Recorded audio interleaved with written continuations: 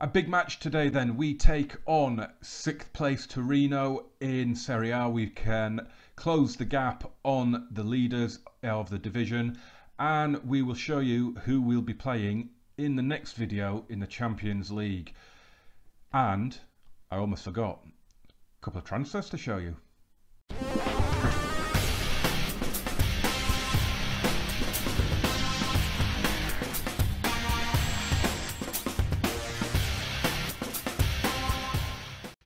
Hey guys, welcome back to Intermission. Thank you very much for clicking play. So we're straight in here with the transfer screen because we have made a couple of signings in the January window so far. No one has left the club on a permanent deal. We have sent promising young striker Sandro Ferrante to Bologna on loan. We've also sent third choice right back Gabriele Zappa to Udinese on loan.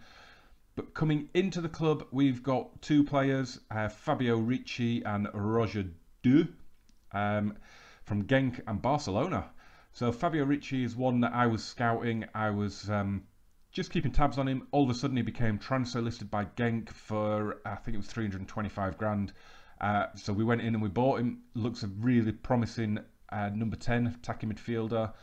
He's got decent flair, good teamwork, good technique. His passing's good, his touch is good. There's a real solid base there. You can see his 3-star potential, so we can get him into a good player. He's no Eric Assunção. He's not really even on a par with Breitner, but he's Italian and he's young. And if Eric Assunção continues the way he's been going since he's been at the club, we're not going to be able to hold on to him for long. So this was one for the future. Of course, there isn't going to be a future, is there? Because FM18 will be out soon. So, but anyway, good signing, I think. And the other one was a director of football signing, and it's Roger Du. Don't know how we would pronounce that. We'll just maybe call him Roger. Anywhere up that right wing he can play. Very, very quick.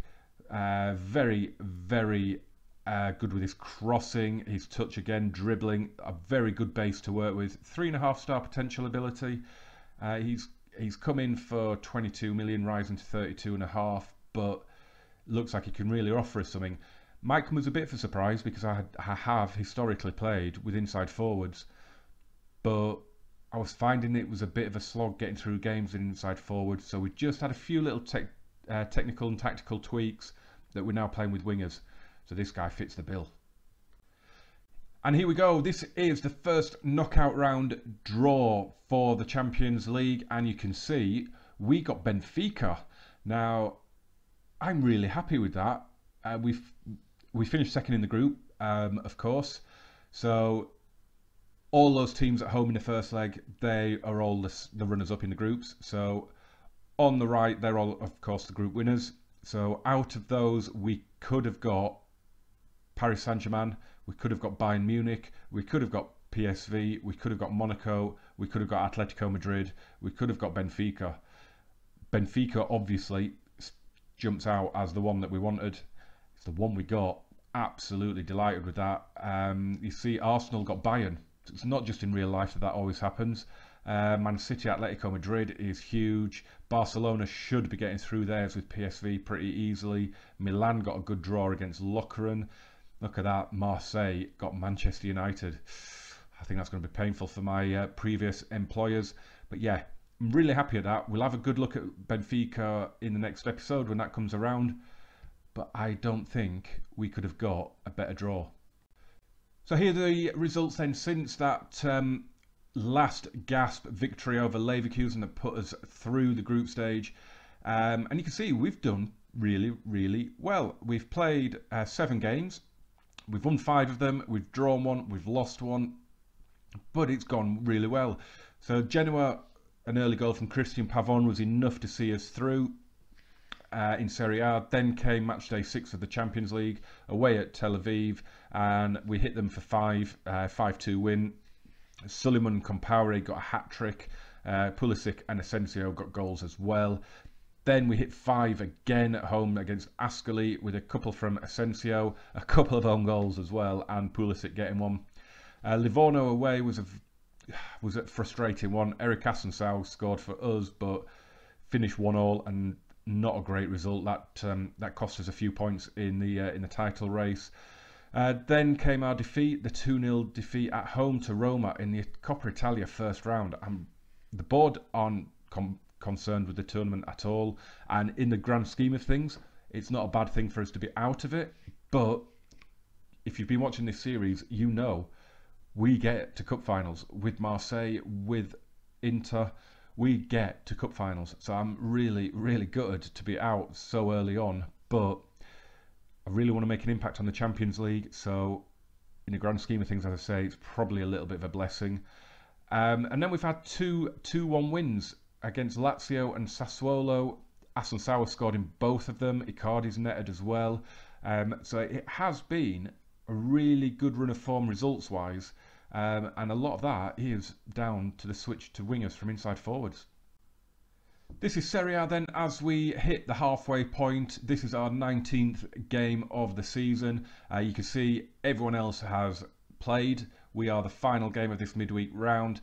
Juventus are top, back to the top. You remember they had the 8-game winning run, didn't they, at the start, and then plummeted a little bit, but they've got themselves back on track, and they're 3 points clear of us at the moment, but they've just lost at home to Milan 3-1, which has pulled Milan right back into proceedings, but has also given us the chance with a win today to draw ourselves level with Juve. But we do take on Torino, who are 6th, and it's not going to be an easy game, so we really need to be on form to win it. Only one of our players in the stats there is Alex Meret in the clean sheets. Our top scorer is Eric Assunção, so that's because I've been rotating the strikers, and I need to stop doing that because we need someone to find some form to start banging goals in. And here are today's opponents: Torino, Gran Torino, from if you know your Italian football history, big name going back a few decades in Italian football. Currently managed in the save by Maurizio Sarri, captained by Davide Zappacosta. Yannick Vestergaard is the vice-captain, and Marco Benassi is their key player. You can see, though, that they haven't won a trophy in this save. Their highest finish has been 6th. They've always been in Serie A in this save since they came up long time ago. It'd be about 15 years ago now in the save that they came up. And if you have a look at their schedule, they either win or they lose. They have not drawn a game in any competition so far this season. And they're on a really good run of form as well. Their last 4 games they've won 2-0, 2-1, 3-1, 3-1. But before that was a little bit patchy, wasn't it? A couple of defeats, couple of wins, few defeats, few wins, few defeats. So they seem to bunch up their wins and their defeats. Looking at that pattern, it's been 3 wins, 3 defeats, 3 wins, 3 defeats, 2 wins, 2 defeats, 4 wins. Time for a defeat. Here's the team for today's game then. So we're sticking with control, we're sticking with fluid, but what we've done now is we've changed a few of the instructions around. I'll just bring them up for you here. So still keeping with the higher tempo. We've moved the defensive line up a little bit. We were playing slightly deeper. We're now just playing normal. We've gone from fairly wide to wide because we're obviously playing with wingers.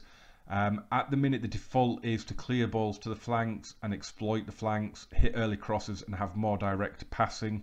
On FM17, this is kind of the setup I had with Estudiantes in Argentina, and we eventually, after 4 seasons, we managed to break Boca and River's power in that division and win the league after just 4 seasons, which I was really happy with. So I'm going to try it here. You do give up a lot of the possession, but it should allow us to get the ball forward, get it out to Marco Asensio, get it out to Christian Pavon, get those balls in for Mauro Icardi, and we'll see how it goes. Obviously, going into the match, we'll have a look at how Torino are setting up, and it'll maybe be a few little tweaks throughout the game, but as it stands, we have Alex Meret in goal, Di Benedetto, Bastoni, Mere, Calabria at the back, Bruno Fernandes, Mario Lemina in midfield, and then it's Asensio, Assunção, Pavon and Icardi in attack. We're playing this on a Thursday. I think I looked at the schedule, you may have noticed it yourself as well. We've got a game on Monday, so there's going to be a lot of rotation. We've got Trapani at home in like 3 days, so there's going to be a lot of rotation for that game, I think. Playing the stronger team in this match, because on paper, it's the tougher match. Team talk time then, and we have passionately said I expect nothing but a win from this match to keep our good run going. It's gone down pretty well. Everyone's listened keenly or passionately. A couple of the players are motivated. Let's do this. Not making any tactical adjustments to what I showed you because Torino play with a defensive midfielder, and I think if we can keep it wide, it should take him out of the game. I think a lot of the time when you're playing with inside forwards, you come up against that defensive midfielder and things kind of get a little bit strangled. Hopefully this will stretch the game and stretch their back line. Hopefully. Early corner to defend then. Baselli takes it, headed away by Bastoni, and Pavon's going to bring it away. He's got Asensio up with him. And Icardi now. Look at this. How many players have we got forward here? Asensio to Lamina. Oh, and Sportiello has saved it. Free kick for Bastoni, out to De Benedetto, now Asensio. We're passing it around a lot better, look at that, it's a lot more direct, it's a lot quicker. It works really well, but we're going to get caught here, are we? Claro's in, Moret came out, narrowed the angle. Sportiello thumps the ball downfield. Rich is going after it, but De Benedetto with a loose header into midfield, and here's Mastor. Claro, get into him, that's yours Calabria, well done, tidies up nicely. Moret. Let's get us going now. Come on. Here's Jorge Mere, Bastoni, De Benedetto. So you will notice a few of the attacks, we do get it upfield quick. The direct passing, the higher tempo, getting it out to the wings. It really does seem to be offering us a lot more going forward. As Lamina tries to get Icardi in, he's kept it in play. It's a half cleared, and Calabria hits one. Sportiello lumps it down. The snow's getting a little bit heavier by the look of it here. It's starting to fly across the screen as well, isn't it? It's drifting a bit. Moret, that's a monstrous throw out to Calabria. Lamina. So we've got a team talk waiting to go through, just passionately encouraging them, just try and G them up a little bit, because we've had a decent start, but we're not dominating as much as we should be with the 60% possession that we've got. So we've just G'd them up a little bit. We need to get the goals on the board. We need to get back level with Juve at the top. Here's Zappacosta with the throw. Andre Claro. Zappacosta. Oh, good ball across to Baselli. Mastor. Oh, what has happened there? What has happened there? Alex Moret has had an absolute mare. What was this? Oh. Calabria to take this throw. So we've had another team talk. We've assertively demanded more this time. We've also gone to attacking. It's time to assert ourselves on this game. In it goes. Comes back to Lamina, and it's just not dropping for us in the box. Icardi to De Benedetto. Cross it goes. There's Pavon. There is 1-1. That is more like it, boys. Put pressure on them. If we're going at them, we will beat this team, that is for sure. De Benedetto puts it across. Full back to winger, 1-1. Asensio floats the corner in, looking for Icardi. It's headed away. He had like 4 players around him there. Bruno Fernandes has... Oh, Asensio has somehow kept that in. Headed away again. Asensio and now Pavon. And Asensio. Oh... Half time then, it's 1-1. Since we made a couple of changes, we went attacking and we demanded more out of the players. Things did improve. We did look like we were trying to assert ourselves on the game. But I've still gone in aggressively at half time and I said I'm far from pleased. Everyone is fired up. Everyone is motivated. Don't like the fact that my goalkeeper looks nervous. That's not good for your goalkeeper. But hopefully the 10 boys out of goal will help him out here and will put us through in this game. It would be horrendous to have this chance after Juve get beaten at home by Milan. It would be horrendous to not only drop points, because we'd be dropping points on Juve and we'd be dropping points on Milan as well. So it would be horrendous if we don't win this game. Here's Bruno Fernandes clearing it down. Asensio heads it on, but Romagna has it. Oliveira. So we're still at 60% on the possession as well, and we're playing direct football, and we are still just destroying it on the possession. Here's Benassi, Richie, oh, and Claro's in, and Moret has saved it. They are using their very, very limited possession very, very well, it has to be said. Baselli to take the corner, in it goes, Moret with a towering header, but it's Richie to hit one, and it's wide. Moret to Bastoni, oh, lovely ball out to Asensio. Asensio goes back to Di Benedetto, and a long ball hit forward. That was aimless. What was that? Richie to Claro. They're coming at us again. They're passing it around. When they do have the ball, they are passing it around really nicely, but we've got it away again, and here's Icardi. Assunção now coming through. Pavon. This is good. Cross from Pavon. Icardi's shot is blocked. Come on. Pizzalis with a clearance out. Oh, what is happening? Here's Zappacosta. Come on. Claro. Oh, has that hit the post? That did, didn't it? That hit the post. Here's Pizzalis.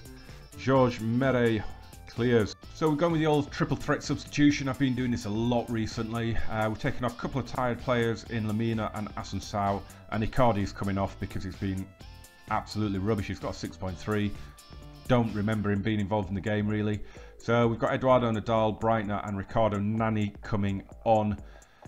Let's hope that we can get this out of the bag, because this is being a very frustrating game at the minute. Here's Nadal. Breitner, the substitutes combining. Nadal to Pavon.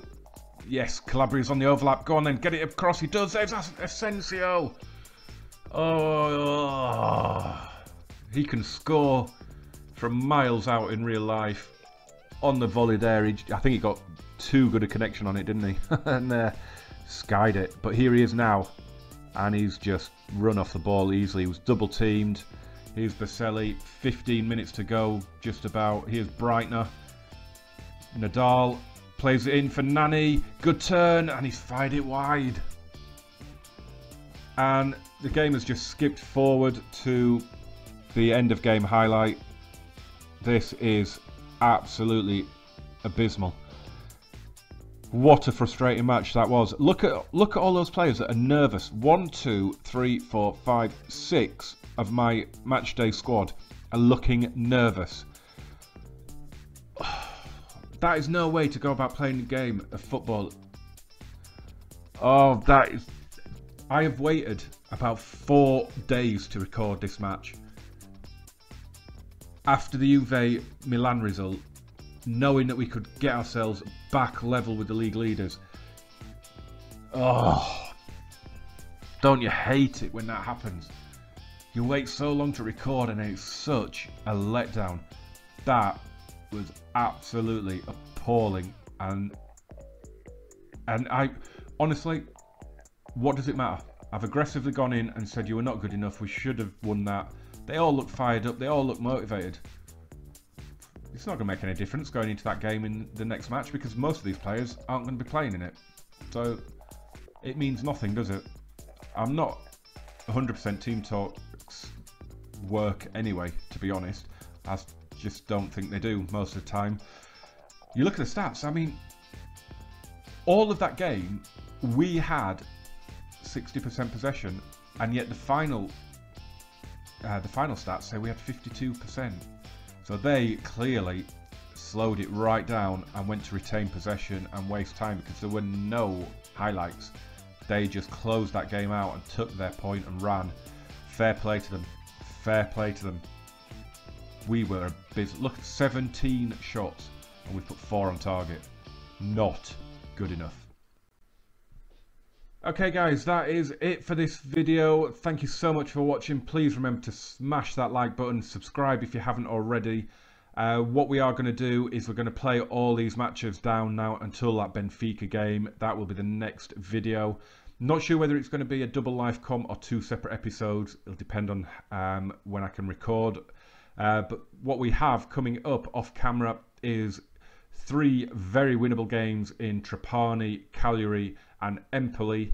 Then we've got Sampdoria, who are 11th currently, so that's away from home, so that could be a little bit tricky. And then we have a hellish run of fixtures going into Benfica. We have 3rd place Milan, 4th place Fiorentina, 5th place Napoli, and 10th place Roma. That is nightmarish. I would have rather have had those 4 now, and then Trapani, Cagliari and Empoli going into Benfica. That is a tough run of fixtures, but you do have to play them sometime, don't you? Just going to say it now, it won't come as a surprise. This is going to be the final season of Intermission. This is going to be the final season of this save of FM17 for me. It's been incredible. It's been going since it came out. FM17 came out, so I'm absolutely thrilled with that. Thank you so much for all your support, guys. We've gone from Germany to France to Italy. It's been absolutely brilliant. Some of the players we've had, some of the new gens that have come through at the clubs have been outrageously good. And we've won trophies along the way. We won a league title, we've won domestic cups, we've won a Europa League. Desperately would love to add a Champions League this season. It's going to be tough, but you never know. So yeah, this will be, whenever this season ends, that will be the end of FM17, and then we'll be straight into the beta. Look out for a video detailing what my plans are for FM18. That will come out in a week, 10 days, a couple of weeks, a little bit closer to beta release. But yeah, thank you so much for your support, guys. The channel's grown fantastically over the year. It's gone from like 20 to 170 subs, so that's been fantastic. And we have a lot of drama to come this season yet, so please stick with us till the end of this series.